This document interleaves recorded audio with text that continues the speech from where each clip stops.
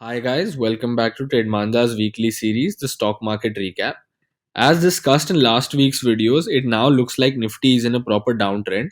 If we take a look at Nifty's chart, we can see that it has all the characteristics of a proper downtrend.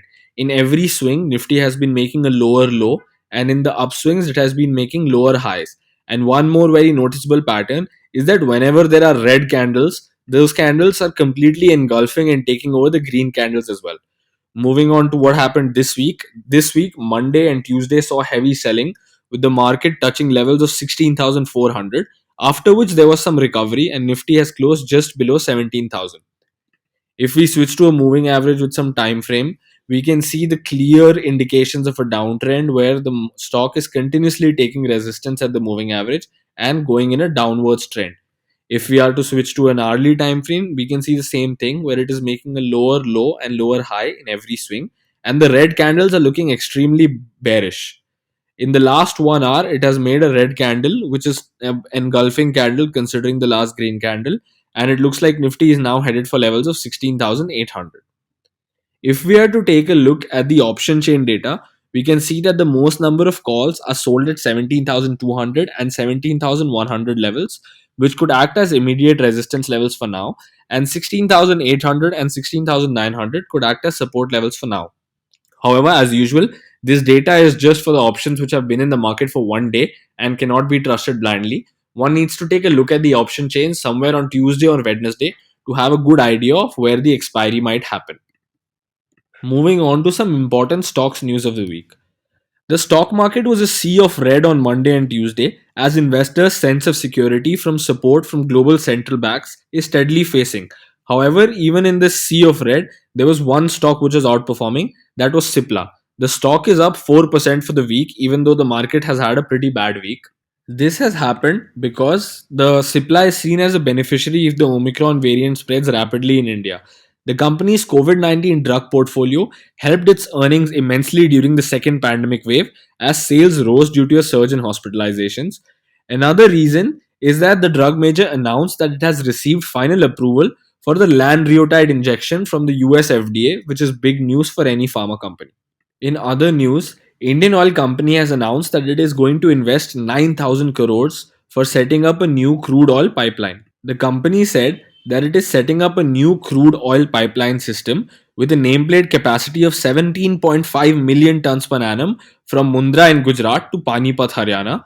A company statement said that Indian Oil will also build 9 crude oil tanks of 60,000 kiloliters each at Mundra, which, apart from meeting the everyday operational requirements, will also help in enhancing the crude oil storage capacity in the country. The total estimated cost of the project is the number which we already mentioned, 9,000 crores. The investment proposal was approved by the board at its meeting held on the 21st of December. Moving on to a different sectoral stock, Kotak Mahindra Prime, which is a subsidiary of Kotak Mahindra, has acquired the passenger vehicle financing of Ford Credit. The company, called Ford Credit India Private Limited, is the captive financing arm of Ford Motor Company in India and has been operating since 2015. Kotak will now have access to over 16,000 high quality customers with total outstanding loans of 425 crores.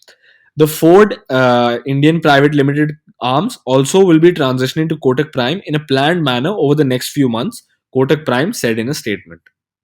Moving on to some global stock market news. What the trend right now is that it's not just Omicron, but a mixture of the Delta and Omicron variant being called the Delmicron variant, which is behind the surge in COVID 19 cases in US and Europe. And this is the reason for this fall in the stock markets, as the vaccine companies are also saying that their vaccines are not effective against this extremely new variant. Many new reports are saying that the new surge is because of the Omicron variant, but a group of scientists have rejected these reports. A new member of the COVID 19 task force in Maharashtra also said that there is a possibility that the West is caused between twin spikes, that is, the Delta and Omicron variant both. Several US states and European countries have decided to reinstate COVID related restrictions due to the latest surge in coronavirus cases. Countries like UK, Netherlands, and France recently posted the highest number of daily COVID cases since the pandemic started, which is a worrying sign.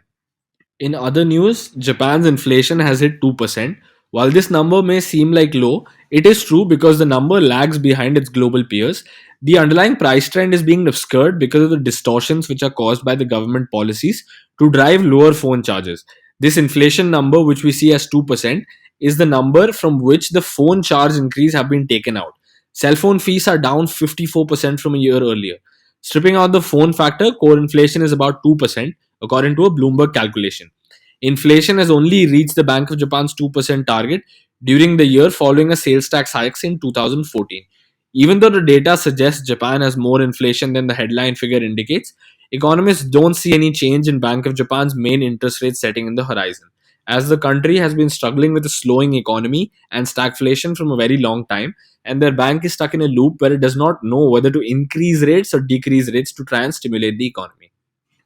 Even amidst this bearish market and bad news from all around, there is some good news. Pfizer's COVID 19 pill has won the FDA emergency use authorization. The drug, which is going to be called Paxlovid, is the first at home therapy for COVID 19 to win clearance from the FDA.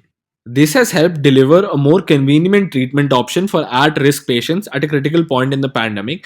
Now, not everybody needs to go to a hospital for treatment and they can use this pill. So, guys, that's it for this week. Please subscribe to our channel, switch on notifications, and do like our video as we bring interesting stock market news and important news like this every week.